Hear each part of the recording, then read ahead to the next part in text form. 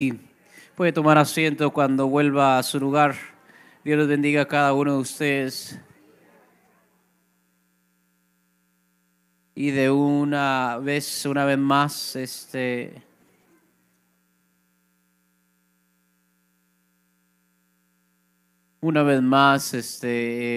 disculpa, yo sé que a algunas personas les gusta la música más movida, pero bueno, el viernes cantamos música solo movida. Estoy jugando, me gusta la despacia y a veces uno puede adorar mejor en ella. Pero gracias a Dios estamos bien, los muchachos están ahí, Israel y Antonio se disculpan ante ustedes. Y qué lindo es estar en la casa del Señor una vez más, un domingo más. ¿Cuántos dicen amén al Señor? Amén. Qué lindo poder verlos de nuevo. Hoy no solo es un domingo, un día más, sino que es un día que abre la semana. Y qué bueno, no sé si usted ha notado esto, nótese cómo Dios hace las cosas con nuestra iglesia. Terminamos la semana alabando y dando gracias a Dios y comenzamos la semana dando gracias a Dios también. ¿Cuántos han visto eso? Porque la semana no comienza el lunes. Yo sé que en el calendario quizás romano que tenemos pensamos que el lunes comienza la semana, pero realmente la semana comienza el domingo, ¿verdad? Hoy es el primer día de la semana. Y sabemos que el sábado es el último y bueno, y nosotros alabamos al Señor de salida y alabamos al Señor de entrada. Entonces le damos al Señor lo mejor de nuestros días. Gracias por estar en este lugar. Mi esposa se disculpa, tuvimos otra vez otro accidente horrible ayer en la noche y si me vieron un poco así pues que no pude dormir mucho la noche pasada. Gracias a Dios mi hijo está bien, se rompió el labio un poco, hubo como unos 5 puntos si no me equivoco. Saliendo de la bañera estaba mojado el piso y eso caminando. Un accidente, ¿verdad? Se accidentó y se pegó con un tile en el piso. Pero bueno, gracias a Dios que está vivo, no perdió dientes y el labio ahí está y se va a recuperar. Gracias a Dios que en medio de todas estas cosas podemos encontrar consolación en Cristo también. Y una de las cosas que yo no, me imagino que esto es solo para los que el fariseo que se puso al altar y dijo, gracias que no me hiciste pecadores. No, somos pecadores, pero le damos gracias a Dios. Tenemos que estar bien conscientes, hermanos, del gran regalo que es poder ser los hijos de Dios por medio de Cristo. Gracias a Dios por eso. Y usted no tiene idea lo que eso significa. No tiene idea, yo no tengo idea. Veremos la plenitud de eso cuando Cristo vuelva. Pero mientras tanto ya tenemos algunos indicios de lo glorioso y lo hermoso que es tener a Cristo y conocerlo a Él y creer en Él, saber quién es Él, el Hijo de Dios, el Mesías. Porque Él es un punto de referencia en cada circunstancia de nuestras vidas. Cuando estamos sumamente contentos podemos decirle, Señor, gracias. ¿Cuánto dicen, Señor? Y eso nos neutraliza, eso nos equilibra, porque a veces cuando uno está muy contento, uno de repente comienza a prometer o a soñar y cuánta cosa, ¿verdad? Y entonces el Señor nos equilibra. Y cuando estamos muy tristes, vamos a Él y otra vez nos equilibra, nos levanta. ¿Cuánto dicen el Señor? Él siempre nos mantiene bien regulado. Dile que está a tu lado, es el regulador de tu vida. Voy a agarrar el otro micrófono, Imer, porque se está cortando este micrófono, no sé qué pasó. Él es el regulador de nuestros días y bueno, yo creo que eso es lo que Pablo dice cuando habla en Filipenses, ¿verdad? Que todo lo puedo en Cristo que me fortalece. En escasez o en abundancia, todo lo podemos en Cristo que nos fortalece. ¿Cuánto dice el Señor? Y es algo bien raro, yo no sé, a mí... Yo soy una persona demasiada escéptica y no sé si eso es una virtud o una deficiencia. Hay algunas personas aquí que creo que tienen mucha más fe que mi persona en algunos sentidos. Acuérdense que Dios nos dota de gracias en diferentes maneras, ¿verdad? Pero hay algunas personas que yo creo que tienen un poquito más de fe en las cosas, digamos, sobrenaturales, porque sin duda alguna Cristo es el mismo ayer, hoy y para siempre, amén. Y su espíritu es el mismo que operó en los apóstoles y bueno, y sabemos que el Señor es sobrenatural y que hay milagros y hay sanidades y que Dios también se revela de maneras sobrenaturales a su pueblo. Que el Señor puede usar un medio tan extraordinario como un sueño, ¿verdad? o como una persona venir y hablarnos y descubrir cosas que hicimos y que nadie sabe y Dios ahí se las revela. ¿Cuántos creen que todavía eso es posible? Miren, el poder de Dios es todavía real y vigente entre los seres humanos. Y aunque yo soy un poco escéptico en ese sentido, con todo y eso creo sin duda alguna, sin duda ahora sí que sí, no tengo la menor duda de que yo creo que como iglesia, como mi persona, mi familia y como iglesia y cada uno de nosotros estamos bajo un inmenso e intenso ataque de Satanás, nuestro adversario. Pienso que Satanás, nuestro adversario, quiere vernos destruidos, desanimados, quiere desanimar esta iglesia, quiere desanimar el espíritu de esta iglesia y el desanimar el espíritu de algunas de estas familias, porque lo que hay aquí y lo que Dios ha puesto aquí es grande. Es grande no solo para nuestro bienestar económico, nuestro bienestar personal, sino para el bienestar de esta ciudad, para el bienestar quizás de aún más de eso. Pero tenemos que entonces arrodillarnos y comenzar a guerrear en el poder del Espíritu y en la oración. ¿Cuánto dice el Señor? Tenemos que comenzar a creer, a declarar. Y cuando hablo de declarar, estoy diciendo sencillamente declarar lo que se te venga a tu mente, sino declarar la palabra de Dios. Y creer la palabra de Dios y reposar en la palabra de Dios y saber que el Señor nos llama a cosas grandes. El Señor nos llama al pueblo de Dios a cosas miserables. No, ese es Satanás el que vino para matar, hurtar, robar, destruir. Cristo nos ha venido ¿para qué? Para darnos ¿qué? Una vida. ¿Y una vida de qué manera? ¿De qué índole? Una manera abundante. ¿Cuánto dice el Señor? Entonces tenemos que guerrear, tenemos que confiar, tenemos que orar, tenemos que declarar la palabra de Dios. Es increíble cómo estas cosas se han venido sucediendo y hay muchas cosas que les puedo compartir quizás en una vigilia, porque hace mucho no hemos compartido una vigilia, entonces tenemos que hacer pronto una vigilia y les comparto todos los detalles, cómo estos ataques se alinean y hasta a veces hasta el mismo día todos estos ataques se alinean. Ayer tuve un sueño tan espectacular. En inglés se le llama, en inglés la expresión que usamos es bittersweet. ¿Cómo se dice eso en español? Bittersweet. Agridulce. Agridulce. Tuve un sueño tan agridulce ayer en la mañana que literalmente nunca me ha pasado esto. Me levanté llorando con lágrimas. ¿Cuántos aquí le ha pasado esto? ¿Le han pasado eso? Entonces no soy el único anormal.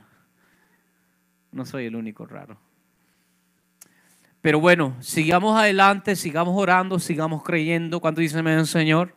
Si estás sufriendo resistencia ahorita tú como padre de familia, como soltero, como madre de familia, como una pareja recién casada, quien sea que tú seas, tu persona individual, quizás eres un joven soltero aquí que ya tiene tiempo y tú sientes que estos últimos meses han sido meses intensos de resistencia, quizás estás desanimado, has intentado, no puedes, hay cosas que están trancadas. Déjame decirte una cosa, estás en el camino correcto, estás bien. Si no hay resistencia, estuvieras mal. El hecho de que hay resistencia significa que estás en el camino. Sigue resistiendo a Satanás, sométete a Dios y eventualmente Él va a huir de ti. ¿Cuánto dicen el Señor? Sigue resistiendo, sigue luchando. No, dile que está a tu lado, no tire la toalla. Vamos, dile, vamos, alímalo. No, pero díselo de todo corazón. Tú no sabes, de repente Él está a punto de hacerlo, dile. No tires la toalla y dile, no tires la toalla. Resiste, guerrea, milita. ¿Cuánto dice el Señor? ¿Cuánto dice el Señor? Aunque muchos fueron de Jesús, los 12, bueno, uno traicionero, pero ahí estaban hasta el final. Sigue adelante, que el premio es grande, que el premio es hermoso. Vamos a llegar a un tiempo, yo creo que ya lo hemos experimentado por ratos, pero llegará un tiempo cuando veremos para atrás y diremos, valió la pena. ¿Cuánto dice el Señor? Valió la pena. Entonces adelante, resistan al adversario, a Satanás, que al final es nuestra lucha contra él, y sométanse a Dios. Vaya conmigo a Juan capítulo 3, versículo 31 y vamos a leer, versículo 22. Juan capítulo 3, versículo 22 y vamos a leer hasta el versículo 30. Cuando lo tengan, pónganse de pie en honor a la palabra de Dios. Y honestamente yo no sabía qué es lo que iba a traer el pastor Elmer este viernes, pero me imagino que todo Dios lo tiene de alguna manera bien coordinada. Hoy quisiera hablarles acerca de algo que él tocó este viernes pasado. Que estuvo con ustedes. Vaya conmigo a Juan capítulo 3, versículo 22.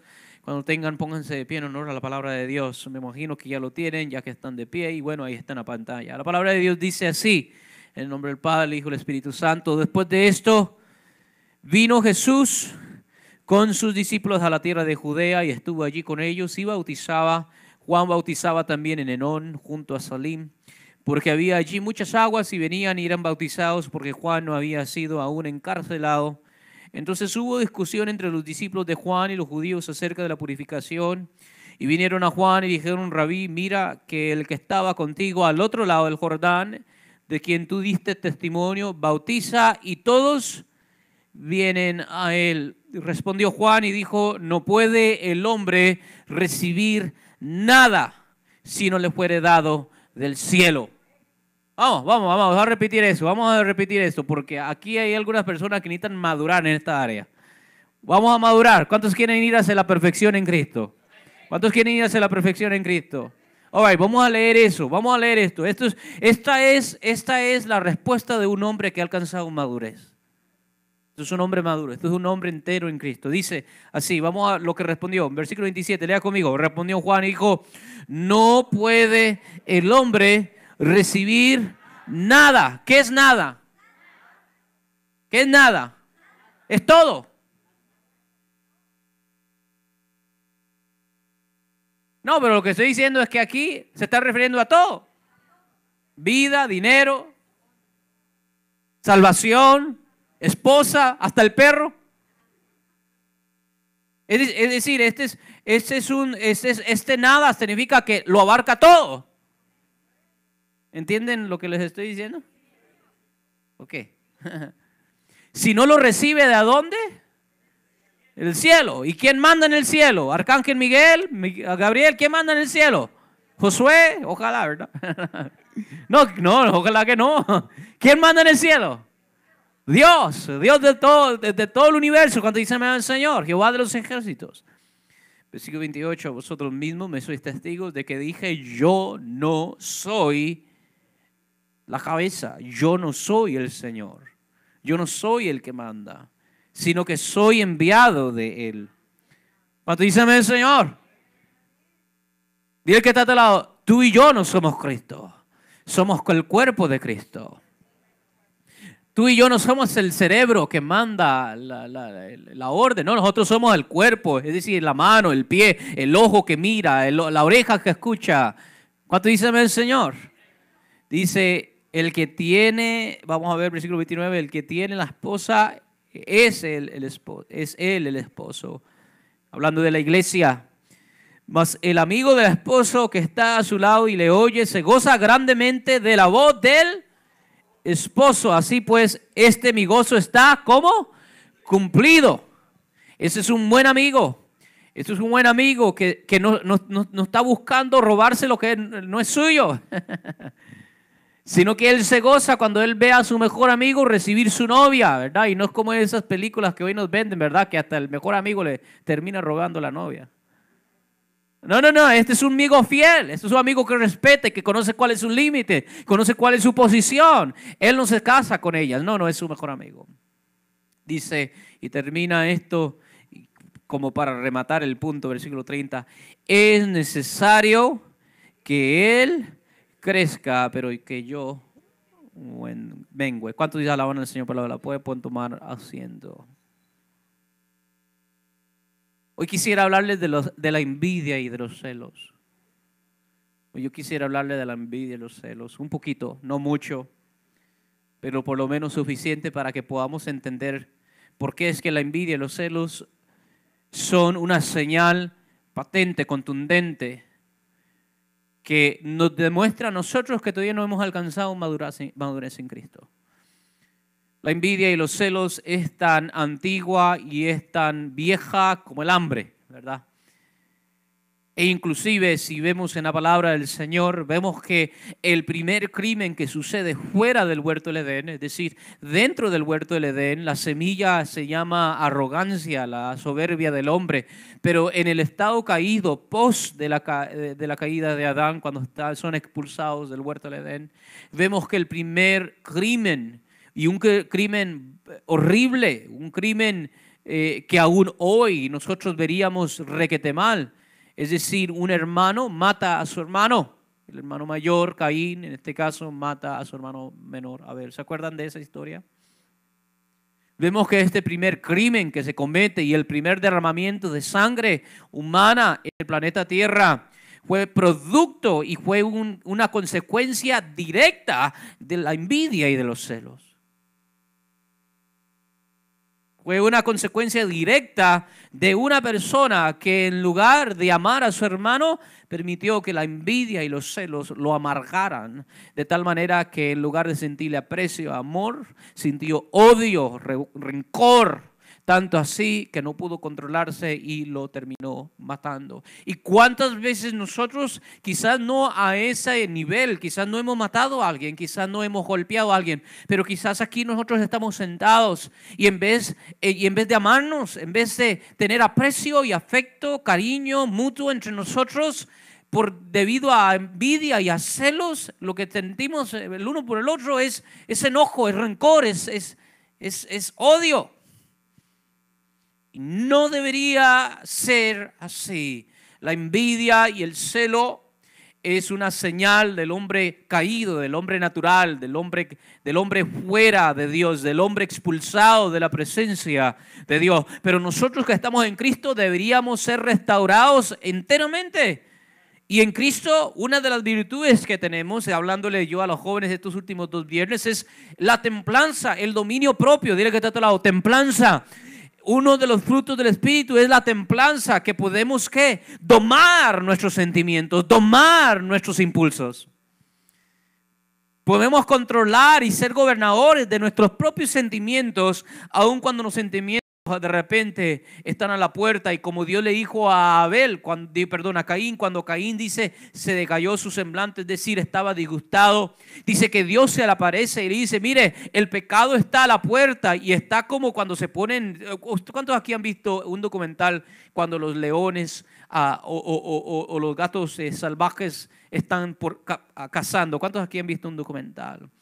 ¿Cómo que ellos se ponen? They crouch.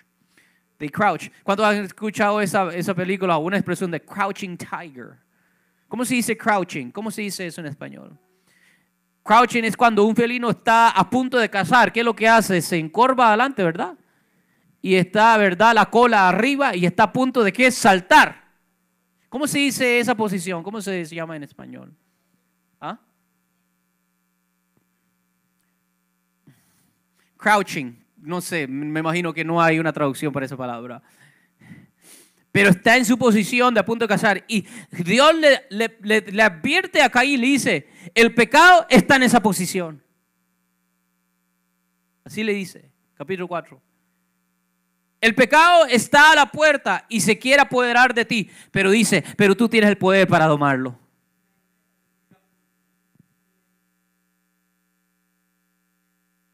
Pero tú tienes el poder para decirle no. Es decir, no es él, el león, eres tú. ¿Y qué es lo que pasó? Por envidia y por celos se dejó conquistar por el pecado y derramó sangre, la primera sangre inocente que clama como la sangre de Cristo. Y a veces en la iglesia pasa lo mismo. ¿Qué es envidia? Yo creo que les había dicho esto hace unos meses atrás, si no me equivoco, ¿verdad? Envidia es el disgusto por un bien ajeno que nosotros carecemos. Una vez más, envidia es un disgusto por un bien ajeno que nosotros carecemos. Por ejemplo, un hermano de la iglesia recibió su residencia y él tiene 2 años, mientras yo tengo 20 años en Estados Unidos.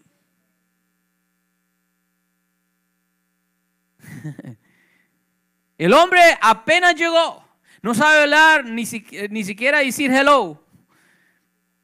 Y recibe su residencia. Yo tengo 20 años, yo sé hablar inglés, he trabajado, hasta pagado mis taxis y todavía no están trancados mis papeles. Y el hermanito o la hermana o el joven pasa y dice: hermano, quiero darle gracias porque mira, recibí papeles. Y usted, en vez de decir gloria a Dios, y como Juan se goza por el bien del amigo, ¿cuántos alaban al Señor? Se goza con él. Y dice: wow, qué bueno, mire, yo no lo tengo, pero por lo menos él no va a tener que sufrir lo que yo voy a sufrir. ¿Qué es lo que pasa con el hombre?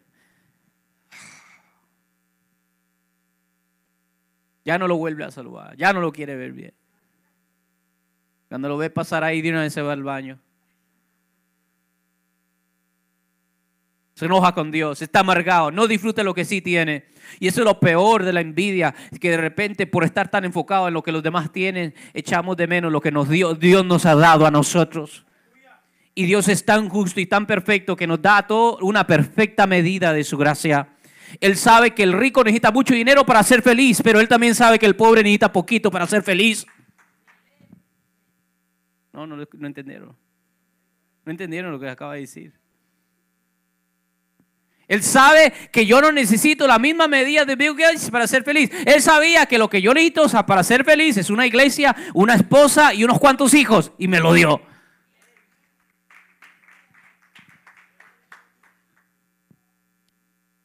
Si Él me hubiera dado los millones y los billones y la inteligencia de Bill Gates y la fama, de repente fuera el hombre más infeliz. No sé si me va a entender. Él nos conoce y por eso, como dijo Juan, no puede el hombre recibir nada si primero no nos fue otorgado, ¿qué? Del cielo. Pero por estar envidiosos, rabiosos, estamos fijados en lo que los demás tienen y echamos de menos lo que nosotros tenemos cuando deberíamos vivir en gratitud. El antiguo es la gratitud, decirle al Señor, Señor, te doy gracias por lo que me has dado a mí. ¿Cuántos tienen gratitud en esta mañana? ¿Cuántos tienen gratitud? En vez de tener envidia por lo que los demás tienen de repente, pero mire, ¿por qué es que él tiene esa troca que yo tanto quería? ¿Por qué es que aquel se casó con ella? Esa es la muchacha que yo quería. ¿Por qué es que le dieron el ministerio a él si él recién llegó? ¿Por qué? Y yo canto mejor. En vez de fijar en lo que los demás tienen, dile a Dios, Dios, gracias por la vida que me has dado a mí. Gracias por la salud que me has dado a mí. ¿Cuántos alaban al Señor? Y la gratitud tiene ese factor que produce gozo. Y donde hay gozo hay ánimo. Y donde hay ánimo hay sueños y podemos alcanzar más. Pero donde no hay gratitud hay indignación, hay perturbación de espíritu. Y estamos estancados. Envidia, disgusto por un bien ajeno que nosotros carecemos. Celo, disgusto por miedo a perder algo de nosotros. Celo es miedo a perder algo de nosotros. Envidia es un disgusto por un bien ajeno de alguien más que nosotros no tenemos. Celos es cuando tenemos algo y tenemos miedo a perderlo. Y el típico celo que todo el mundo conoce porque especialmente, ¿verdad? Entre nosotros, latinos que somos bien celosos, ¿verdad? El típico celo es el celo entre parejas, ¿verdad? Y las personas que sufren de celos se imaginan y ven cosas que no hay, ¿verdad? ¿Verdad que sí? ¿Cuántos aquí se animan a confesar? ¿Cuántos aquí sufren de celos? Levanten la mano. No, mejor no la levante porque lo van a ver mal. Algunos de ustedes estaban viendo a ver quién se anima primero y después yo levanto la mía.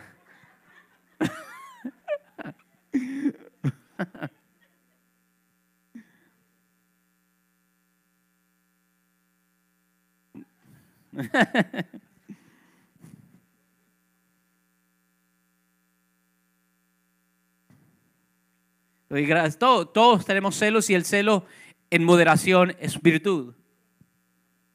Quizás nadie le ha dicho eso a usted, pero el celo en moderación es virtud, porque el celo es señal de que tenemos afecto y amor por algo y por alguien. ¿Me explico? Ahora, el celo es desmedido. Y digo esto porque aún Dios mismo nos cela a su iglesia y no nos quiere compartir con nadie más. El celo en moderación no es un vicio, no es un mal, es una virtud. Significa you care about people, te importan las personas. Pero cuando hablo de celos, el problema del celo, estamos hablando de un problema de que tú tienes una fobia extremada por perder algo que es tuyo, ya sabes que es tuyo, pero tienes miedo a los demás a perder eso. Y esto es algo que nace de la carne, esto es algo que nos puede llevar inclusive a nosotros mismos ser los responsables de perder eso. Y en la iglesia el celo es algo muy común entre hermanos y entre ministerios y asociaciones, ¿verdad? Tenemos miedo a perder un puesto, tenemos miedo a perder un título, tenemos miedo a perder un honor que se nos ha conferido, tenemos miedo a perder de repente la reputación y que digan más de alguien más. Y vemos eso aquí con los discípulos de Juan. Vienen con Juan y dicen, Juan, mira, los que eran tuyos, tus discípulos, acuérdense, ¿quién comenzó primero el ministerio? ¿Juan o Jesús? Juan. Acuérdense, fue Juan el que bautizó al mismo Jesús. Juan comenzó. Juan es el mayor. Juan es el que antes de que Jesús discipulara a Pedro, a Andrés, a Juan y a Jacobo, ya ellos eran discípulos de Juan.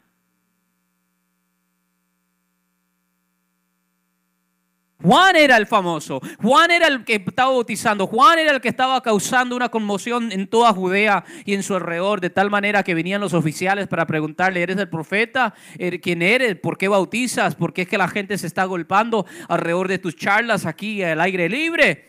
Y de repente los discípulos ven que toda esa multitud que le seguía a Juan, ¿ahora dónde está?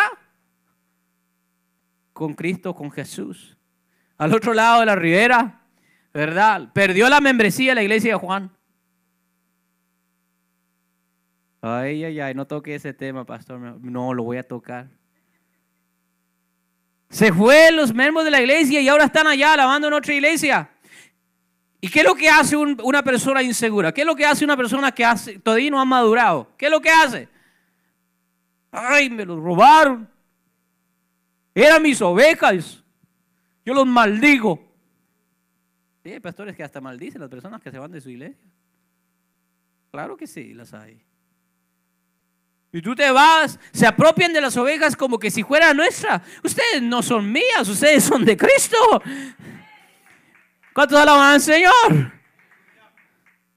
¿Y qué es lo que dice Juan? Mire, el mismo que me las dio, se las está dando ahora a él. ¿Cuántos alaban al Señor? Eso es madurez. Eso es perfección en Cristo. Eso es poder haber vencido el celo. Y esto le pasa a pastores, pero esto le pasa a todo tipo de ministro y todo tipo de persona. Hasta en las cosas tan sencillas nos puede pasar a nosotros si no nos cuidamos. La envidia y los celos lleva al sectarismo en la iglesia. Fracciona a la iglesia. ¿Saben qué es sectarismo, verdad? Sectas. Nos fractura y estamos como la iglesia de Corintios, donde Pablo le dice, yo quería hablarles a ustedes como espirituales, pero no les pude hablar como espirituales. ¿Y por qué? Porque algunos de ustedes dicen, yo soy de Apolos, yo soy de Cefas, yo soy de Pablo, yo soy de Cristo, y se están peleando a ver cuál es el mejor ministro, quién predica mejor, quién tiene mejor teología, quiénes son más santos. Y le dice Pablo, ustedes son carnales. ¿Lo han leído? No lo estoy inventando. 1 Corintios capítulo 3, léanlo. Dice, yo quería hablarles como espirituales, pero no pude. Vosotros todavía sois carnales, porque hay envidia y hay celos entre vosotros. Y eso fracciona la iglesia. Eso hace de lo que deberían ser amigos, peores enemigos. Si hay algo que Jesús oró tanto y por el cual Él se esforzó tanto para su iglesia, y lo vemos en el capítulo 17 en el libro de Juan, la única ocasión cuando vemos a un Cristo no solo orando por sus discípulos, sino orando por toda su iglesia, del primero al último, y dice, Padre, que así como tú y yo somos uno, que ellos sean uno. ¿Verdad? Pero no puede haber unidad donde hay envidia y donde hay celos. Santiago 3:16 dice, porque donde hay envidias y rivalidades, también hay confusión y toda clase de acciones malvadas. Una vez más, porque donde hay envidia, Santiago 3:16, donde hay envidia y rivalidades, lo que les acabo de mencionar, sectarismo, también hay confusión y toda clase de acciones malvadas. Pregunta, ¿por qué es que las naciones se van a la guerra a pelear? La mayoría de veces. Por poder. Pero ¿poder de qué? Tratemos de profundizar más.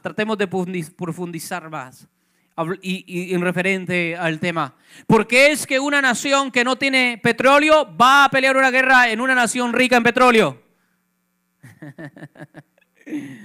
¿Para ir a traer libertad? Eso es lo que nos venden en la tele. Eso es la propaganda que nos venden. Pero son otras las razones. ¿Quieren ver de dónde vienen las guerras? ¿Quieren ver de dónde vienen las guerras? Vaya conmigo al libro de Santiago capítulo 4, rápidamente. Santiago capítulo 4. Vaya conmigo a Santiago, capítulo 4. Para que mire, hermanos, esto tiene implicaciones no solo locales, regionales, dentro de las iglesias y comunidades locales, sino que esto tiene implicaciones globales, tiene implicaciones para toda nuestra humanidad y especie. Vaya conmigo a Santiago, capítulo 4. Santiago, capítulo 4. Y déjeme solo agarrarlos, que Santiago se me perdió. Aquí está Santiago. Santiago capítulo 4, versículos 1 al 2. ¿Lo tienen, verdad? Está ahí enfrente de ustedes. ¿De dónde vienen las guerras y los pleitos entre vosotros? ¿No es de vuestras pasiones las cuales combaten en vuestros miembros? Es decir, son impulsos e instintos naturales en nuestros miembros, en nuestros cuerpos. ¿Codiciáis y qué? No tenéis. ¿Matáis y qué? ¿Y ardéis de qué? De envidia y no podéis alcanzar. Combatís y lucháis, pero no tenéis lo que deseáis porque no pedís. Pedís y no recibís porque pedís mal para gastar en vuestros deleites, oh almas adúlteras. ¿De dónde vienen las guerras y los pleitos? No solo en las iglesias locales, pero también en las familias, en los vecindarios y en los pueblos y en las naciones. Vienen de los celos y la envidia, que detrás de ellos está la codicia. Queremos lo que los demás tienen. Queremos apropiarnos de lo que los demás tienen y por eso es que nos irritamos tanto cuando a los demás les va bien. Y como les he dicho, en Cristo nosotros tenemos que haber pasado, o por lo menos tenemos que estar dispuestos a estar pasando un proceso de renovación, donde ya no operamos bajo esas pasiones y esos instintos que antes quizás se apoderaban de nosotros, sino que ahora nos debemos gozar con el que se goza, debemos de sonreír con el que sonríe, debemos de llorar con los que lloran. ¿Cuántos dicen amén al Señor? Y tenemos que sentirnos tan orgullosos como si fuera nosotros cuando es alguien más que alcanza algo. Y si podemos crear eso, vamos a crear no solo una iglesia más, vamos a crear una comunidad hermosa. Vamos a crear una comunidad donde usted va a venir aquí dispuesto para ser parte de esta comunidad porque no viene a competir, no viene a una rivalidad, no viene a tratar de brillar más que el otro. No, usted viene aquí porque es su familia y ama. Y eso es lo que realmente al final del día Cristo quiso hacer con su iglesia. Porque en el mundo la gente se apodera. Y en el mundo, hermanos, esto no es solo problema de los ricos. Entiéndeme una cosa, tampoco no se me victimice. No piense que porque usted es una persona pobre, usted no sufre de estas cosas. A veces son los pobres que sufren más de estas cosas. No se me haga noble solo porque no tiene billete. El billete ni le confiere malicia ni le confiere nobleza.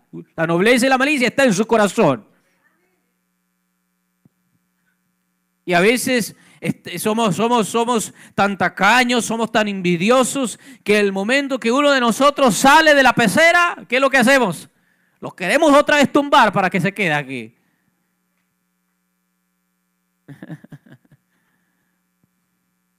Pero como iglesia, ese no es el espíritu ya que nos domina, sino que ahora es el espíritu de paz, el espíritu de Cristo. ¿Cuánto alabamos al Señor por eso? Usémonos del bien ajeno. Usémonos cuando alguien más prospera más que uno. Y si no ponemos esa madurez en Cristo, si todavía no hemos llegado allí, sino que todavía estamos en el espíritu del mundo. Y déjame decir una cosa. Esta no es una charla para el mundo. Si tuviéramos eso, estuviéramos hablando de otros principios. En el mundo hay que ser, como dijo Jesús, astutos como las serpientes. ¿Sí o sí? Eso Jesús lo dijo. Pero entre nosotros deberíamos ser mansos como las palomas. Si fuera una charla de allá, cómo poner un negocio, quizás fueran otros los principios. Obviamente, nadie va a ser próspero en su empresa siendo generoso. No, ¿verdad? Si usted se pone, digamos, Unas pastelerías. Usted va a hacerse, usted va a prosperar si cada vez que entra alguien, mire, no tengo dinero, por favor me lo regala. Y usted dice, ay Dios mío, cuánto amo a la gente, toma. ¿Le va a ir bien? No. Entonces, eso es una charla, ya les he hablado yo de eso, de la economía, ¿verdad? Yo lo que estoy hablando es de aquí, de la comunidad de Cristo, la iglesia. Los que están sentados ahí a tu lado, una vez más, dale una sonrisa al que tiene a tu lado. Mira, enséñale esos dientes tan hermosos que tú tienes. Brillan como el sol, tan amarillos como el sol.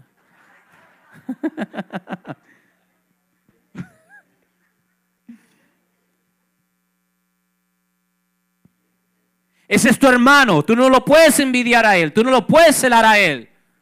Escúchame, ¿cuánto dice ven? Tú no puedes sentir rencor y amargura por esa persona. No, pero es que él no es tan espiritual. ¿Y tú quién eres para decir eso? ¿Quién te puso a ti como juez entre los hermanos? Deja que la palabra llegue al que tiene que llegar. Cuando yo la predico, cuando alguien más la predica. Pero tú no eres juez de él. Tú eres su hermano, tú eres su hermana. Ámalo. ¿Me están escuchando? Si hay una persona aquí que cuando tú lo miras y ay Dios mío, como que la bruja en ti sale.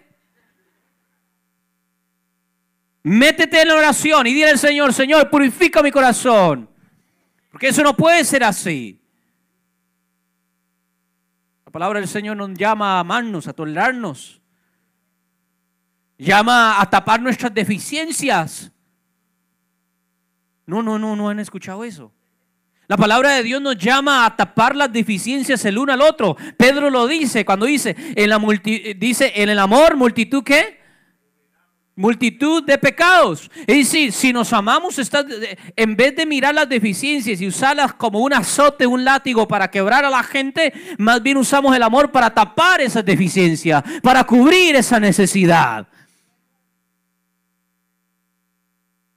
Y si logramos eso, quizás no todos, porque siempre, ¿verdad? En cada rebaño hay sus cabritos.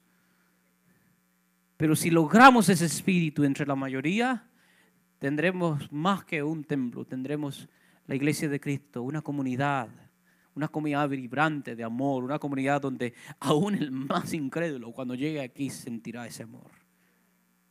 Leyendo unos escritos de los primeros apóstoles, de los primeros padres de la iglesia, leyendo, ¿cómo que se llama? Justino, como en el año 120. Y es como leer los diarios, ¿verdad? De personas. Por ejemplo, no sé cuántos han escuchado ese diario famoso de la víctima del holocausto, Anne Frank, ¿verdad? Una jovencita. Y bueno, es algo semejante cuando uno lee estas cartas, autobiografías de los primeros cristianos y las primeras cristianas en el siglo I y el II. Y una de las cosas que me llama mucho la atención es que acuérdense que las condiciones eran muy diferentes. Número uno, la iglesia cristiana en los primeros 2 siglos no tenía el poder político y no estaba ¿cómo sería? No tenía una jerarquía, no tenía, digamos, una sede, no tenía eso que hoy tenemos las denominaciones centrales, especialmente, digamos, la iglesia católica, después la iglesia presbiteriana, y tiene su central y todas estas cosas, sino que la iglesia de Cristo más que todo eran pequeñas comunidades donde el evangelio llegaba y se reunían en sus casas y todas las demás cosas, y era más local, más descentralizado, más difuso.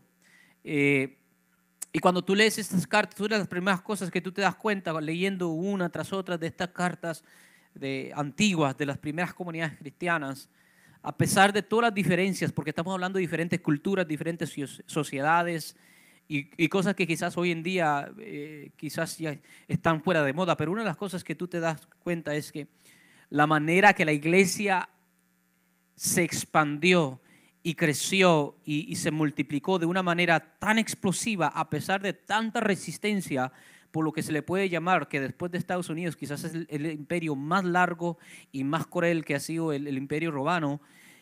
¿Cómo es que una comunidad tan perseguida, tan ultrajada bajo esa condición tan cruel pudo expandirse tanto y pudo vencer el paganismo de los griegos, el paganismo de los romanos, el judaísmo de los judíos y tuvo esa adaptabilidad de adaptarse a cualquier sector, cultura.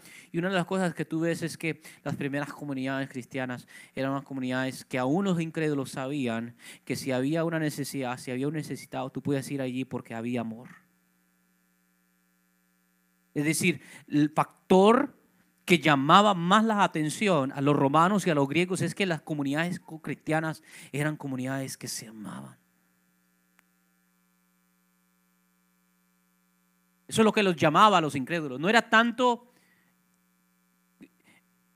al inicio no era tanto que si creían o no en el mensaje, sino que ellos miraban en la iglesia, miraban en estas pequeñas comunidades cristianas, personas que estaban dispuestas a sacrificarse de lo suyo por amor a los demás. Y esto no es invento mío, esto no es sencillamente algo que vemos en las generaciones después de los apóstoles, esto lo vemos en el libro de Hechos, ¿sí o no?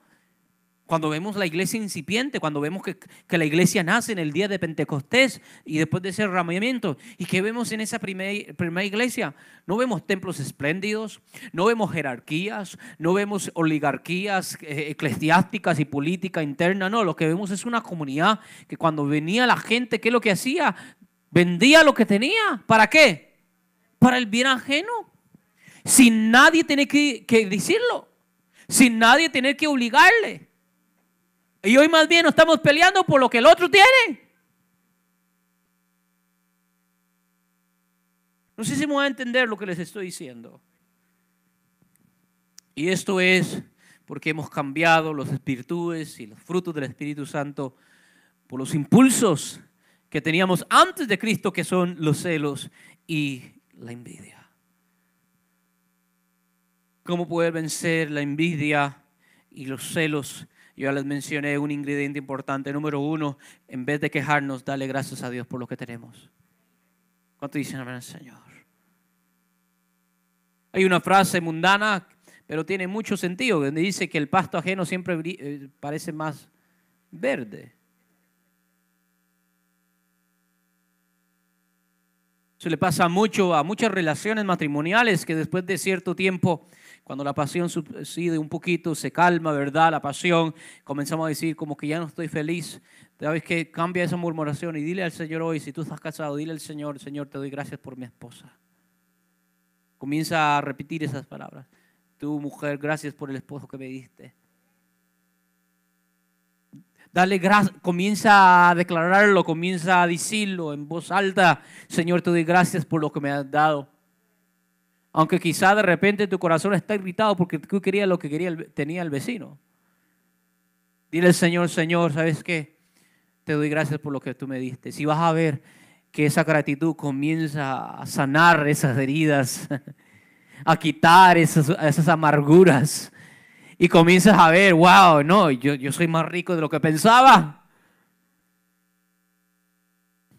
Gratitud, alabanza. Él ha cambiado nuestro lamento en baile, dice el salmista. Cuando dice el Señor, dale alabanza a Dios, canta himnos al Señor. Y verás que ellos harán los cambios internos en tus sentimientos y en tus pasiones.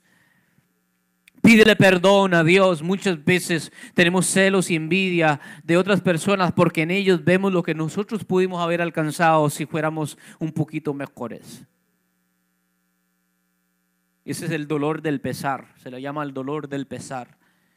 Remordimiento. El remordimiento. Cuando vemos un colega, cuando vemos un amigo que dejamos en el vecindario y de repente él tiene las mismas cualidades que nosotros o nosotros éramos mejores que ellos en algunas cosas, pero porque fueron más dedicados y más disciplinados y tomaron mejores decisiones, alcanzaron más. ¿Y qué es lo que hace? Eso produce en nosotros remordimiento.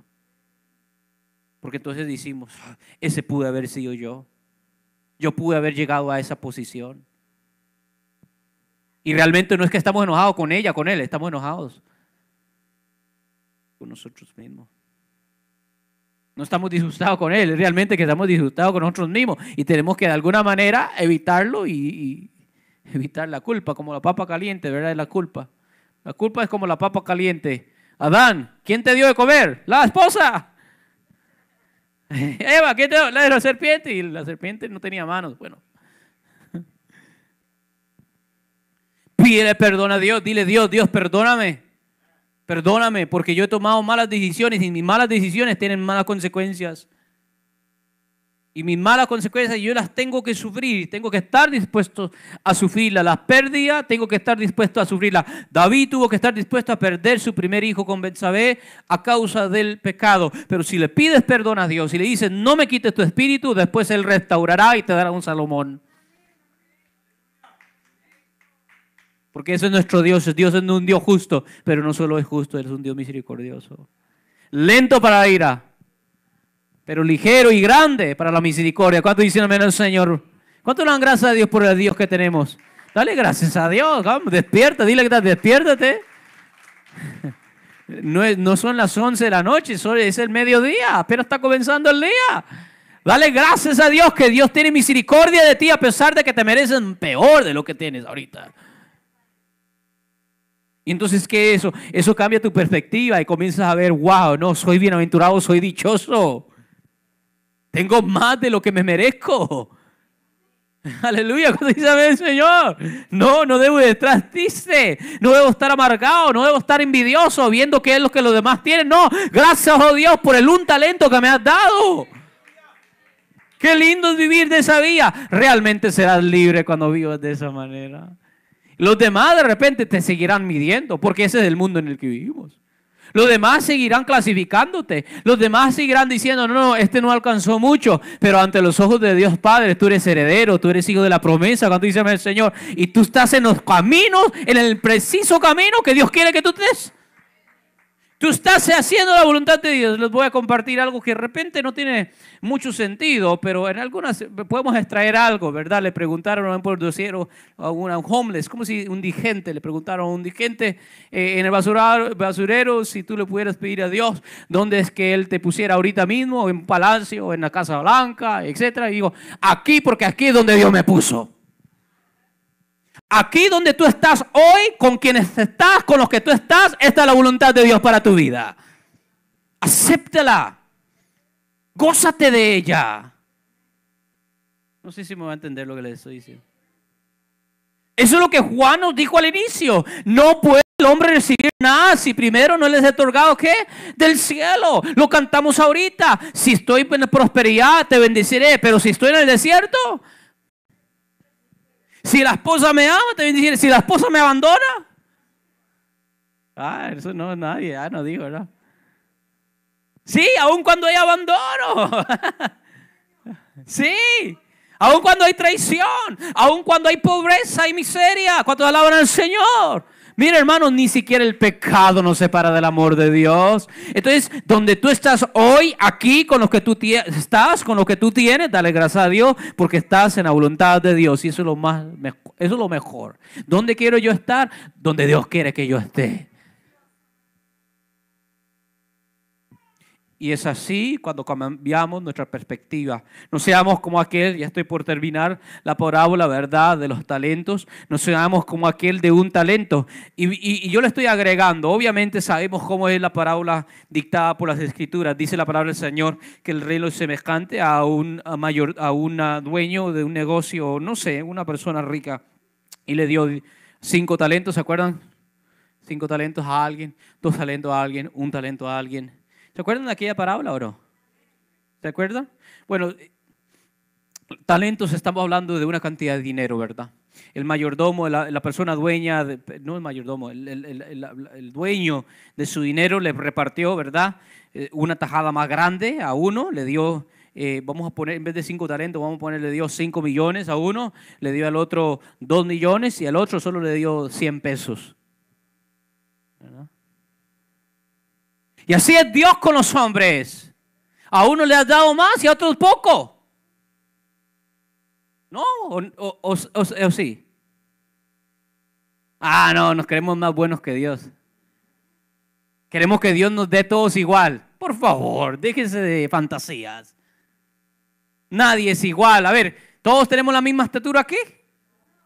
Yo quiero jugar en la NBA. A mí siempre me ha gustado el baloncesto. ¿Por qué Dios no me hiciste como LeBron James? Que se juega a los Lakers ahorita, ¿verdad? Dios, ¿por qué no viste la estatura de LeBron James? 6 pies, 8 pulgadas. Dios mío, imagínate. Más grande que mi, ¿cómo se dice? Brother-in-law, yerno. Cuñado, más grande que mi cuñado. Imagínense, ya mi cuñado está inmenso. ¿Me voy a amargar por eso? No. ¿Hay genios entre los hombres? ¿Hay personas que Dios le ha dado más inteligencia? ¡Claro que sí! Yo los conozco. No estudian para nada y se sacan una mejor nota que uno que estudió toda la semana. ¿Cuántos los conoce aquí? De repente usted es uno, por eso no dice nada.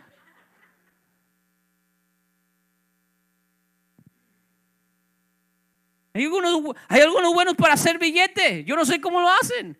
Tienen ese espíritu de mercadero, no sé. Un espíritu de producción de dinero.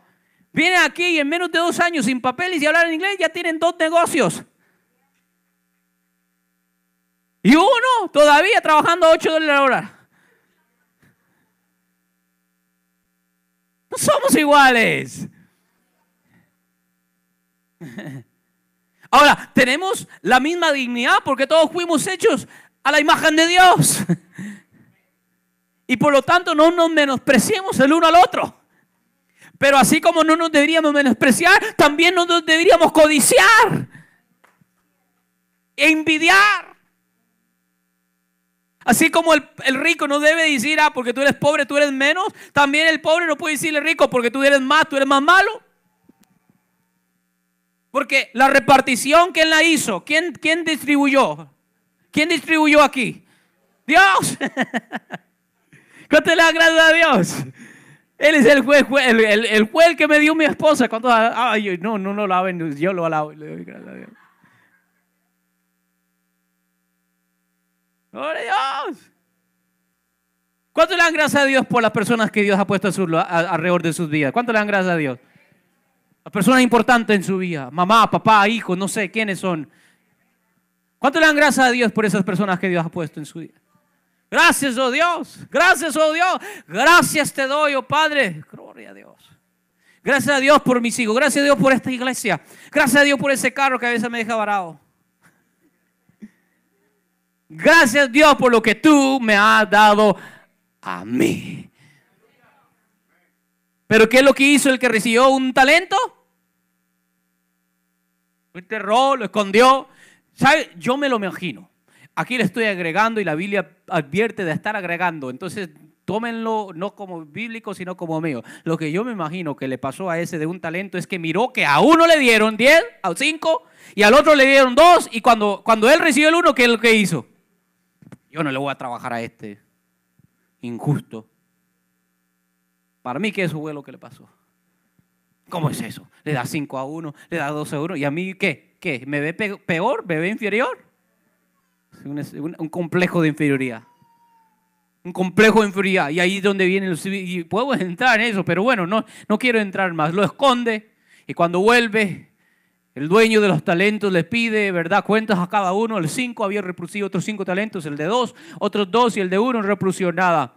Y aquí está la lección de eso. Tú no te tienes que preocupar por lo que los demás hacen con sus vidas. Tú preocúpate por lo que tú tienes que hacer con tu vida, con tu tiempo, con lo que Dios te ha dado a ti.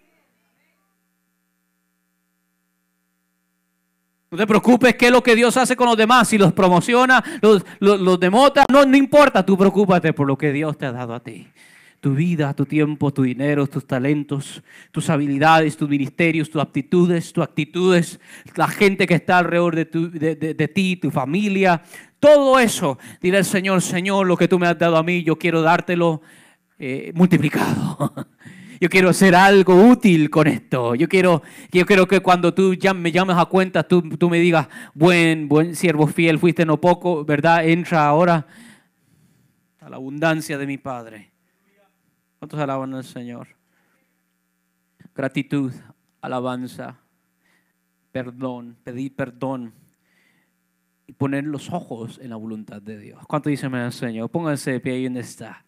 ¿Cuántos alaban al Señor porque el Señor nos corrige? Próxima vez que tú sientas envidia y celos de un solo, yo te recomiendo, órale al Señor y dile al Señor, Señor, sana mi corazón. ¿Sabes qué es lo más triste de la historia del hijo pródigo? ¿Sabes cuál es lo más triste de esa historia? La historia del hijo pródigo es triste no porque el hijo menor perdió sus bienes. Esa no es la parte trágica. ¿Por qué? Porque cuando el hijo regresó, ¿qué pasó con el hijo? El padre lo recibió y sigue siendo hijo. ¿Cuánto dicen eso? ¿No? Hasta con anillo de oro. Es decir, lo que perdió lo recuperó. ¿Cuántos alaban al Señor? No, ¿sabes qué es lo triste? ¿Sabes qué es lo trágico de esa historia? Fue que cuando, exacto, sí. Yo creo que Carlos lo mencionó hace poco, si no me equivoco, lo mencionaste, ¿verdad? Hace como un domingo atrás o algo así. Que cuando el hijo volvió, el padre le celebró, ¿verdad? Mató el becerro más gordo, hizo fiesta, invitó a todo el vecindario, mi hijo ha regresado. Y cuando el hijo mayor viene del trabajo y mira toda esa bulla, dice que pregunta qué está pasando aquí, tu hermano menor ha regresado y tu padre ha hecho fiesta, ¿y qué es lo que le pasa al hermano mayor? No entró. No, lo trágico es, no es solamente que tenés celos, todos aquí tarde o temprano sufrimos celos, la cosa es tomarlos. ¿Qué es lo que hizo? No entró, es decir, se perdió al final la fiesta. Es decir, ¿quién perdió más a la larga, el menor o el mayor? El mayor por celos y envidia. Mientras que el otro era un juegue vivo. Ese es el problema de los celos y la envidia. Y por eso te digo, entrégaselo al Señor. Si hay algo allí que te está molestando con un hermano de la iglesia, con alguien fuera de la iglesia, dile al Señor, Señor, yo no quiero sentir esto. Con un compañero, con un colega, en el futuro si comienza esos impulsos, porque mientras estamos en estos cuerpos, ahí están esas pasiones siempre latentes, escondidas. Hay que decirle al Señor, Señor, tú me has dado un espíritu de poder. Yo les dije a los jóvenes, a ver, los jóvenes que están aquí, les hice memorizar ese capítulo, versículo, segunda de Timoteo 1:7, a ver, ¿qué es lo que dice? Primera de Emer, ¿ah? For God has not given a spirit of fear, but of power and love and self-control. Pero Dios no nos ha dado un espíritu de timidez, sino de poder, amor y dominio propio. ¿Cuánto dicen amén? Oramos. Padre Celestial, te doy gracias, oh Dios, por esta hermosa iglesia. Te doy gracias, oh Dios, porque a pesar que nos faltaron algunas personas que amamos y queremos y estimamos, con todo eso, Señor, ha llegado gente que también amamos y estimamos. Y te pido, oh Señor, que esta palabra tuya, oh Señor, tu palabra, lo que es mío, que se quede conmigo. Que rebote, oh Señor. Si hay algo que salió aquí, oh Señor, que nada que ver con las Escrituras, que eso sea anulado de las memorias de sus corazones. Pero lo que es tu palabra, oh Señor, que eso quede, oh Señor, grabado en sus memorias y más que en sus memorias, en sus corazones y en sus almas. Que tu palabra, oh Señor, nos anime, nos perfeccione, nos ayude a madurar, oh Señor. Señor, yo te entrego esta iglesia. Te pido, oh Señor, que por favor, oh Señor, podamos como iglesia vencer el espíritu de celos, vencer el espíritu de envidia. Podamos, oh Señor, crear un ambiente de amor y de paz y no de sectarismo y rivalidad. Que podamos crear, oh Señor, una comunidad, oh Dios, donde sobre todas las cosas estimamos la persona encima de sus comportamientos, encima de sus deficiencias, encima de lo que ha hecho o no ha hecho. Que podamos, oh Dios, estimar la persona, amar la persona. Eso fuiste tú, oh Señor. Tú amaste sobre todas las cosas, tú amabas a las personas. Ciertamente hay un tiempo para redarguir, ciertamente hay un tiempo para exhortar y regañar, ciertamente hay un tiempo para disciplinar, oh Señor, pero que nunca perdamos perspectiva, oh Señor, de lo que es importante, y eso son las personas, tus ovejas, las personas que tú has recastado, oh Señor, y por precio, el precio del Cordero. Por lo tanto, Dios, lo que tú has amado, enséñanos a nosotros a amarlos. En el mundo, oh Señor, obviamente las reglas son distintas, y en el mundo, oh Dios, es la ley de la selva. Hay que competir, hay que desarrollarse, hay que especializarse, y no es que no estamos dispuestos a hacerlo, lo haremos, pero ayúdanos aún en el mundo ser la sal y ser la luz del mundo, y poder traer a nuestros trabajos alivio donde de repente hay conflicto. Podamos traer, oh Dios, a nuestras comunidades, oh Dios, paz donde de repente, oh Dios, hay pleito. Que podamos, oh Dios, ser embajadores de paz. Dice tu palabra, oh Señor, hermosos son los pies de los que anuncian la paz. Tu palabra dice, oh Señor, bienaventurados, oh Dios, los pacificadores, porque serán llamados hijos de Dios. Señor, déjanos vivir en paz, sin celo, sin envidia, sin estos espíritus, oh Dios, de rivalidad, sino en paz. Y por último, oh Señor, te pido y te lo suplico, Señor, que cada uno de mis hermanos pueda cumplir, oh Dios, al pie de la letra lo que tú tienes para ellos. Que cada uno viva a plenitud lo que tú tienes para ellos, oh Señor. Ya sea en lugares altos ante los hombres o en lugares quizás un poquito común quizás. Pero cual sea que sea la voluntad para mí, para mi hermano, para mi hermana y para cada uno de nosotros, que se cumpla a la perfección. Hágase tu voluntad en nuestras vidas y haciéndose tu voluntad seremos felices. Porque eso es lo que nos agrada, hacer tu voluntad, oh Dios. Somos como Cristo y nuestro pan, nuestro alimento es hacer la voluntad de nuestro Padre. En el nombre de Jesús, amén y amén. Que Dios los bendiga, hermanos. Pasen una feliz y bella tarde, gócense que el día apenas comienza. Estén orando ahí por mi hijo para pronta recuperación. Que Dios los bendiga, tengan una feliz tarde. Gócese, no se vaya a la casa a dormir, no se vale dormir hoy, no se eche una siesta. Vaya al mall, vaya al parque, vaya a la piscina. Haga algo, saque a su familia, gócese. Dios les bendiga, hermanos.